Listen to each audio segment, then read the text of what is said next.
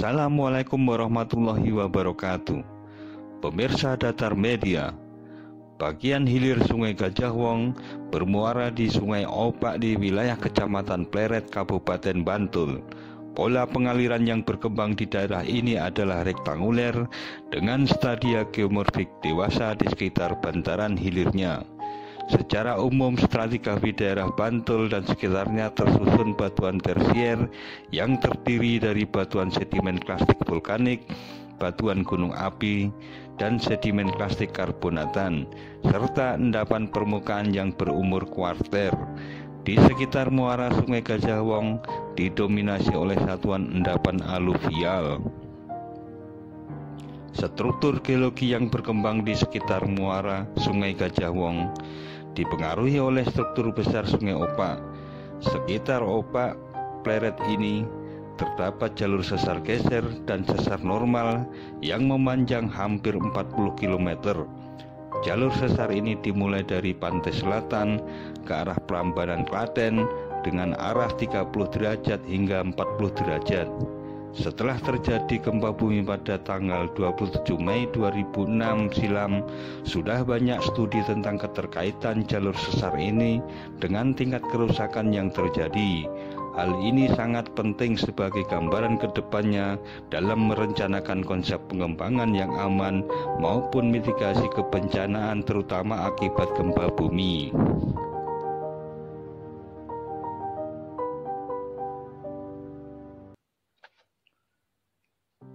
Pemirsa Datar Media, lembah sungai sebagai salah satu sumber kehidupan dan peradaban sering meninggalkan jejak sejarah termasuk di muara Sungai Gajah Wong ini.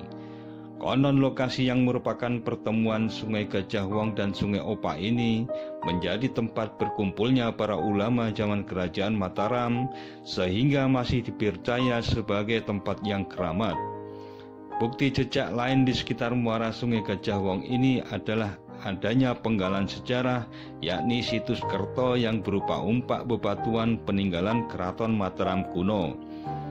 Pada masa kepemimpinan Sultan Agung Hanyokrokusumo dari tahun 1613 sampai 1645, Kerajaan Mataram Islam yang berdiri pada abad ke-17 silam di Kota Gede dipindahkan ke Kerto yang berjarak sekitar 8 km. Masa pemerintahan Sultan Agung merupakan masa kejayaan Mataram Islam yang wilayah kekuasaannya mencakup pantai utara Jawa, Cirebon, Jawa Timur, hingga Madura.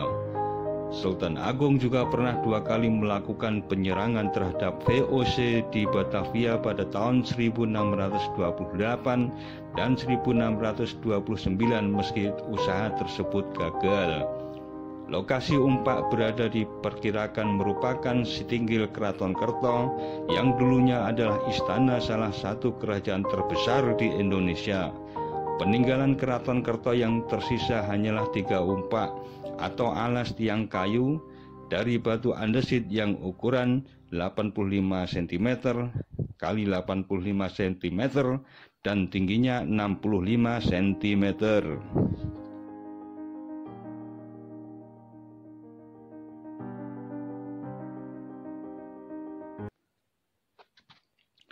Pemirsa Datar Media, setelah Sultan Agung wafat pada tahun 1645, pusat kerajaan Mataram Islam dipindahkan dari Kerto ke Pleret yang berjarak sekitar 2 km. Pemindahan ini dilakukan pada masa pemerintahan Raden Mas Saidin yang merupakan anak Sultan Agung. Ia naik tahta menjadi Raja Mataram Islam bergelar Kanjeng Susuhunan Prabu Amangkurat Agung atau lebih dikenal sebagai Amangkurat I.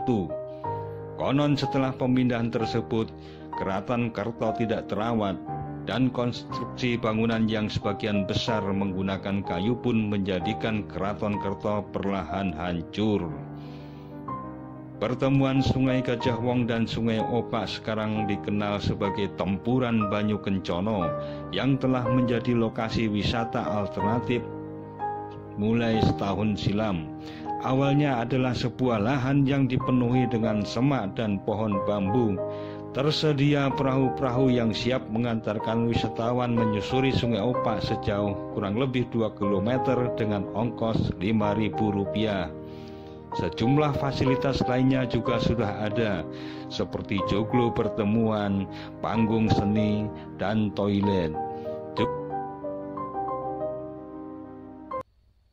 Namun seiring perjalanan waktu, wisata tempuran Banyu Kencono ini sepi pengunjung, sehingga tempat yang cukup asri ini terbengkelai dan kurang terurus, di samping beberapa fasilitas termasuk perahu sudah mulai rusak. Nah, pemirsa Datar Media, itulah cerita antara Sungai Gajah Wong bagian hilir dengan peradaban masa lalu dan sekarang. Simak terus cerita bersambung dari Datar Media dan sampai jumpa lagi di episode berikutnya.